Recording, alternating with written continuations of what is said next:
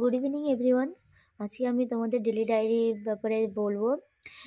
First daily ডায়েরিতে এরকম black tape দিয়ে পুরো কভার করে নিতে হবে বোথ সাইড।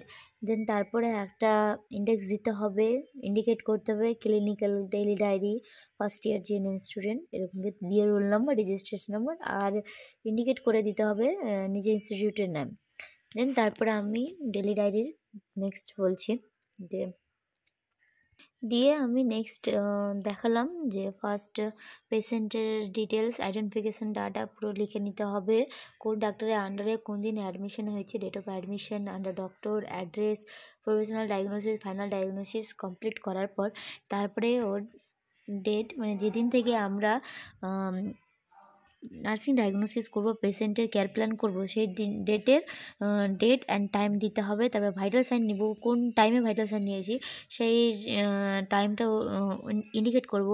দেন পেশেন্ট ইউরিন পাস আর স্টুল পাস করেছে কি না সেটা বলবো। ডায়েট কি ফলো করেছে, মর্নিং ডায়েট কী খেয়েছে অ্যান্ড ব্রেকফাস্ট লাঞ্চে কী খেয়েছে সেটা ইন্ডিকেট করব। দেন মেডিকেশন কি প্রোভাইড করা হয়েছে পেশেন্টের। তারপরে নার্সিং ডায়াগনোসিস করব। নার্সিং ডায়াগনোসিস, আমার পেশেন্ট যেহেতু চেস্ট পেন নিয়ে অ্যাডমিটেড হয়েছিল সেই হিসাবে পেশেন্টের আমি নার্সিং ডায়াগনোসিস পেয়েছিলাম অ্যাকুইট পেন, ইন্ডিকেটও করেছিলাম left side chest pain related to disease condition as evidence by verbalization with the patient. Then goal করলাম পেশেন্টের reduce the pain. Then nursing intervention করলাম, কিছুটা নার্সিং ইন্টারভেনশন করার পর তারপরে রিমার্ক করলাম, রিমার্কে patient feels better than before, then student signature, দেন sister tutor signature. এভাবে নার্সিং ডায়াগনোসিস করা হয়।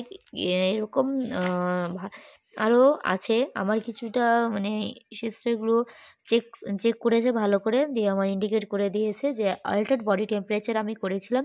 তো পাইরেক্সিয়া বলেছিলেন সিস্টার, পাইরেক্সিয়া দিয়ে লিখলে বেশ ভালো হয়, তাই আমি আমাদেরকে চেক আউট করেছিলেন সিস্টার। দেন আরও আছে কিছুগুলো নার্সিং ডায়াগনোসিস কিছুটা। আর যদি তোমাদের যদি নার্সিং ডায়াগনোসিসের কিছু কোয়ারি থাকে তাহলে আমাকে জানাবে, পারলে আমি তোমাদের অবশ্যই হেল্প করব।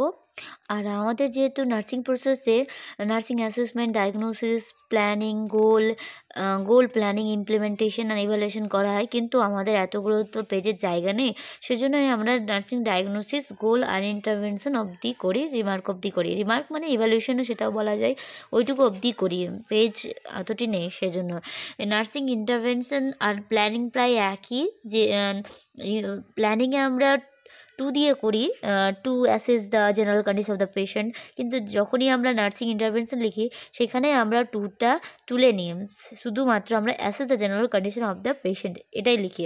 এভাবে আমরা নার্সিং ইন্টারভেনশন করি। আর গোল, যেটা আমরা গোল রাখবো ওই হিসাবে আমরা রিমার্ক দিব বা ইভ্যালুয়েশন করবো পেশেন্টের।